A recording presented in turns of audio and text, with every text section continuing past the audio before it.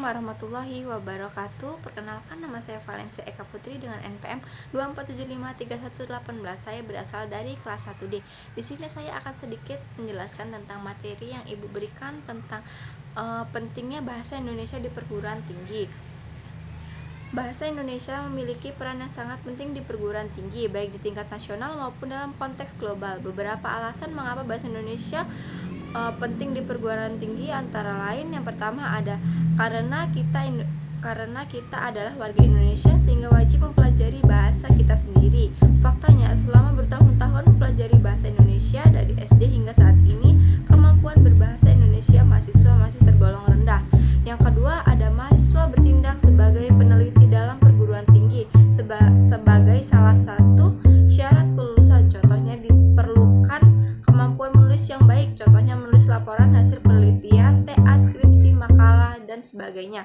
Yang ketiga ada selain kemampuan menulis, kemampuan berbahasa Indonesia lainnya adalah kemampuan berbicara. Kemampuan ini yang akan sering digunakan mahasiswa dalam kehidupan sehari-hari, baik dalam lingkungan akademik maupun non-akademik. Nah, mahasiswa adalah generasi yang akan mengharumkan bangsa di kemudian hari. Hendaknya memakai bahasa Indonesia yang sesuai tempatnya jika berada di lingkungan keluarga. Gunakan bahasa dengan tutur kata yang sopan. Jika berada di sekolah dan berkomunikasi dengan teman sebaya, gunakanlah bahasa Indonesia yang santai. Tempatkanlah penggunaan bahasa sesuai dengan di mana bahasa itu dituturkan. Dengan ini diharapkan rasa cinta akan bahasa Indonesia semakin meningkat, karena dengan penetapan bahasa dengan baik, maka kita telah mempersatukan bahasa tanpa ada kesenjangan dalam komunikasi. Bahasa Indonesia adalah identitas dan juga ciri khas bangsa yang dilestarikan dan dibawa hingga ke generasi selanjutnya. Keterampilan berbahasa. Keterampilan memiliki makna kecakapan.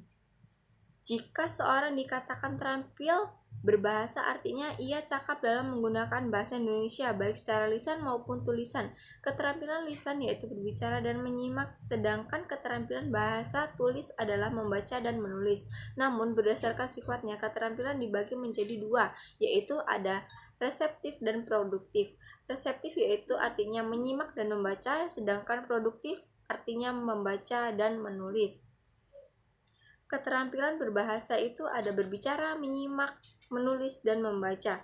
Berbicara adalah kegiatan menyampaikan pesan kepada orang lain dengan media bahasa lisan.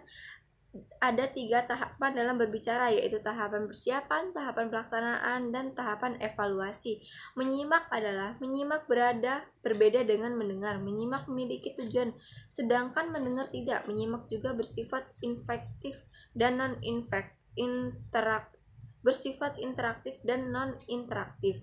Menulis, kegiatan menyampaikan pesan kepada orang lain dengan media bahasa tulis. Ada 3 tahap penulisan, yaitu pre-writing, writing, dan post-writing.